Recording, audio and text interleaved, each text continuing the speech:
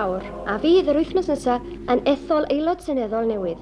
Y llynedd fe gafodd yr ymgeisydd llafur 2,010 o bleidleisiau yn fwy na'r 3 arall gyda'i gilydd. Y tro yma eto mae yna 4 plaid yn y maes, ac mi fyddai'n syndod mawr peta'r sedd yn newid dwylo.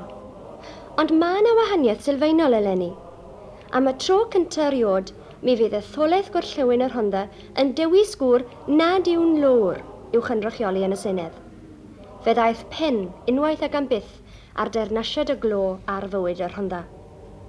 A daeth cyfnewidiadau eraill hefyd. Bod cwr Meibion Treorci yn dal i ganu yn Gymraeg, fe ddiflannodd yr iaith oddi ar wefusau pobl ifanc y cwm bron yn llwyr.